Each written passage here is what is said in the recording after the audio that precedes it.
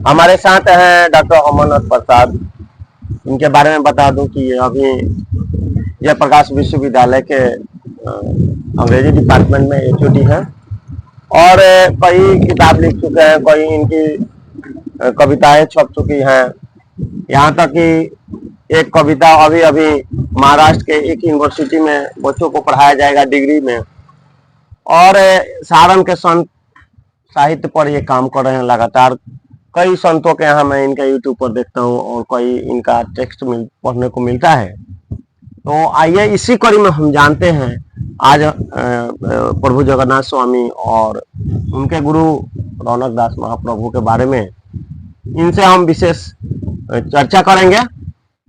तो आइए हम जानते हैं कि यहाँ जो लिखा है, जगन्नाथ तन खेत है, पाप पुण्य है बीज, जैसा बिया बोइए वैसा उपजे खीर। तो इस पर उनके विचारों को हम जानते हैं, ये किस तरह से। एक बार प्रेम से बोलिए रौनक दास महाप्रभु की जय, रामागति दास की जय, जगन्नाथ दास महाप्रभु की जय। बड़ी खुशी की बात है कि आज हम यहाँ रौनक नगर में, जिसका पुराना नाम सारीपट्टी है, लेकिन बाबा रौनक दास महाप्रभु का यहाँ जन्म हुआ था। मतलब यहाँ उनकी समाधि स्थल है और एक महान संत हुए सारण के संत परंपरा में, और इनके गुरु रामागति दास जी थे। और सबसे बड़ी बात तो यह है कि इनके जो चेला थे, जो बहुत ही राष्ट्रीय अंतर्राष्ट्रीय स्तर के महान संत हुए, जिनकी प्रसिद्ध पुस्तक सतगुरु सागर है, वो इसी गांव से बगल में रामपुर गांव है, जो संयोग से मेरा गांव है। और वो एक महान संत हुए भारत के, और उन्होंने सतगुरु सागर लिखा है। इनके चेला थे, ठीक उसी तरह जैसे रामकृष्ण परमहंस थे और उनके चेला स्वामी विवेकानंद थे। तो रामकृष्ण परमहंस की बातों को, उनकी भावनाओं को पूरे संसार में उन्होंने प्रसारित किया। उसी तरह जगन्नाथ दास महाप्रभु ने सतगुरु सागर लिखकर, और उनके बहुत से चेला लोग हैं जो पूरे हिंदुस्तान के कोने कोने में है, और यहाँ बहुत बड़ा यहाँ मेला भी लगता है यहाँ पर। और जगन्नाथ दास महाप्रभु का बगल में ही रामपुर कोठी में घर। हाँ, तो रामपुर कोठी में ही घर है। तो फिर जो है मैं बताना चाहता हूँ कि एक सतगुरु सागर जो धर्म ग्रंथ है, यह साधारण पुस्तक नहीं है, वो ग्रंथ है। पुस्तक नहीं है, ग्रंथ है। पहला अर्थ समझिए, ये साधारण पुस्तक नहीं है, ग्रंथ है। मतलब कि उसकी पूजा होती है, यहाँ पे होती है, और वहाँ बकरी में भी होती है, जिसको आनंद बाग भी कहते हैं। तो वहाँ भी पूजा होती है, क्योंकि उसमें पूरे अध्यात्म दर्शन है, पूरा जीवन दर्शन है। आप सही मायने में यदि उसका अध्ययन करें तो न केवल अध्यात्म का एक सागर है, बल्कि एक महानदी है। वो माने कलात्मकता की और साहित्य की एक महानदी है। मतलब उसमें अध्यात्म के साथ साथ साहित्य के भी संगम में आप गोते लगा सकते हैं। उसमें बहुत से ऐसे इमेज, सिंबल्स, मेटाफर आदि के प्रयोग है। आप आइए, आपको मैं बताता हूँ। बाबा के कुछ पद हैं जो यहाँ लिखे गए हैं, तो उसकी आप जैसे देखिए, बाबा ने एक बहुत जगह, बहुत सुंदर जगह, एक सतगुरु सागर में उन्होंने लिखा है कि जगन्नाथ मन कुकुर कौरा खातिर धाय, कितना घर घूम गया तबहू नहीं अघाय। देखिए कितना सुंदर बात यहाँ बाबा ने कही है कि हमारा जो मन है वो कुकुर की तरह, कुत्ता की तरह है, वो बेचैन रहता है। और जब तक मन में बेचैनी है तब तक आप अध्यात्म की सीढ़ी को नहीं समझ सकते, अध्यात्म को नहीं परख सकते, उस परम सत्ता, परम पिता परमेश्वर के सानिध्य में नहीं जा सकते। आज सबसे बड़ी समस्या भारत में युवाओं के बीच में यही है कि उसका मन चंचल है। और जिस दिन मन आपका चंचल, जो मन यदि आपको कमांड में हो जाए, उस पर यदि आपका कंट्रोल हो जाए, तो दुनिया की सारी विद्याएं आपको स्वतः आने लगेगी। कबीर भी इस पर लिखते हैं। तो हाँ जी, जैसे कि कबीर लिखते हैं, मन की तरंग बांध लो हो गया भजन, आदत बुरी सुधार लो हो गया भजन। हाँ, तो उसी को लग रहा है कि ये जो है बाबा अपने भाषा में बोल रहे हैं। हाँ, अलग अलग लोगों ने अपने भक्तिकालीन जो युग था उसमें कबीर दास की वाणी है, चाहे हमारे यहाँ धरणी दास बाबा संत हुए, हमारे भोजपुरी में तो संतों का खजाना है। हम जनरली उदाहरण देते हैं कबीर दास का, उदाहरण देते हैं मीराबाई का, उदाहरण देते हैं सूरदास का, उदाहरण देते हैं रसखान का, लेकिन यह नहीं जानते कि भोजपुरी जो है ये संतों का खजाना है। दुर्भाग्य है कि हम लोग उसको परखते नहीं है, ऐसे ऐसे जगह पर आते नहीं है। यहाँ ऐसे ऐसे ये हीरे मोती जो हरात छिपे हुए हैं, जिसको खोजने की जरूरत है, ये वैसे फूल हैं जो खिलते तो जरूर हैं लेकिन वहीं अपनी खुशियां बिखेर रहे हैं। कोई भी वहां नहीं जा रहा है उनको देखने के लिए, समझने के लिए। उसी तरह के एक संत हमारे यहाँ हुए, रौनक दास महाप्रभु। देखिए, श्री श्री 1008 श्री स्वामी रौनक दास महाप्रभु की समाधि, ठीक है। ये बहुत बड़े संत हुए। इन्हीं के जो चेला थे वो जो है विश्व स्तर के एक संत हुए जिनका नाम था जगन्नाथ दास महाप्रभु, महाप्रभु जगन्नाथ दास। तो इनका यहाँ भी मतलब घर था, लेकिन उनका आश्रम जो बखरी में है, बखरी मतलब चैनपुर, सिवान में मेहनार मंदिर है, वहां पर चैनपुर है। चैनपुर से बगल में एक बखरी है जगह, वहीं पर उनका आनंद बाग के नाम से, अब बखरी नहीं जानते हैं उसको, आनंद बाग के नाम से वो प्रसिद्ध है। तो बाबा ने बहुत बड़ी बड़ी बातें लिखी है। उन्होंने एक जगह लिखा है कि जगन्नाथ जगत आई के करलो दूगो काम।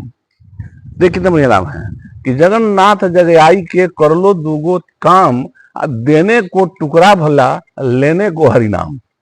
क्या बढ़िया लाइन है कि मैं जगन्नाथ जी धरती पर आते हो तो और तो काम करो, ठीक है, अपना कर्म करो, बाबा कर्म करने से रोकते नहीं है, लेकिन दो काम जरूर करो कि देने को टुकड़ा भला, मैंने कहीं किसी को हम दान दे सके। तो कर्म करोगे तभी तो दान दोगे। तो कर्म पर उन्होंने ध्यान दिया है कि इतना पैसा कमाओ कि एक दूसरे को भी कुछ दान दे सको, है ना।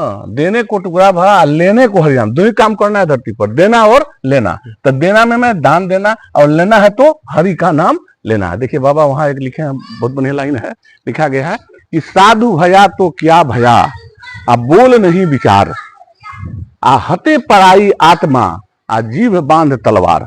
देख कितने बड़ी बात यहाँ पर बाबा ने कहा, जगन्नाथ दास महाप्रभु ने कहा कि भाई साधु कौन होता है। साधु वो है जो सच्चा उसके विचार हो, विचार अच्छे हो।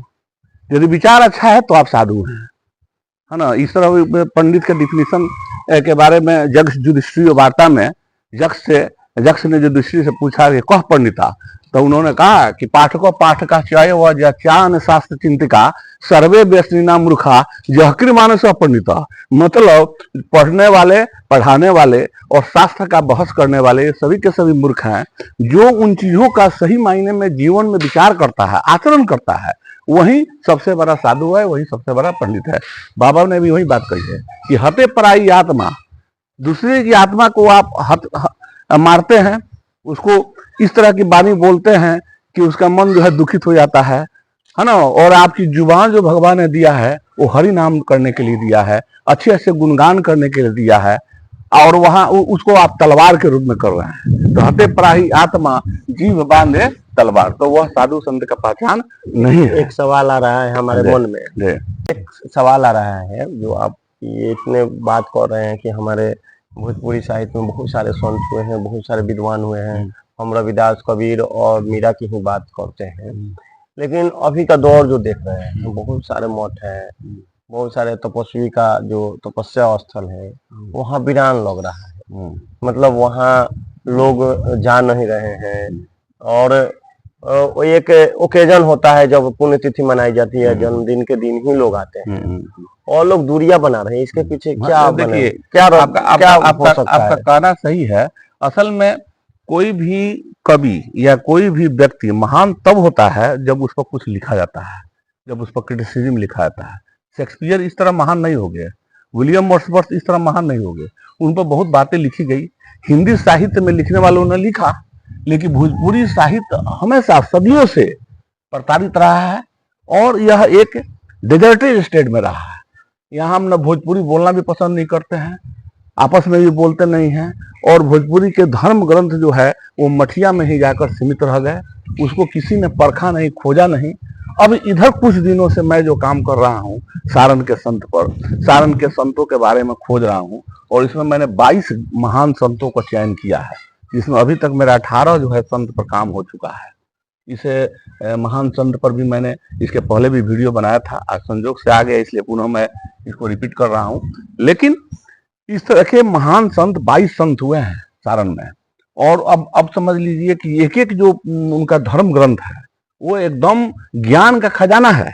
दुर्भाग्य यह है कि भोजपुरी एक मार्जिनलाइज लैंग्वेज हो गई है, और भोजपुरी आजकल फिल्मों के चलते परवाह बन गई है, मतलब अश्लीलता का, इसलिए भी लोग उससे भाग रहे हैं। तो इस मानसिकता को थोड़ा बदलने की जरूरत है। और भोजपुरी जो शब्द है उसका जो भंडार है, उसका जो डिक्शनरी है, इतना रीच है।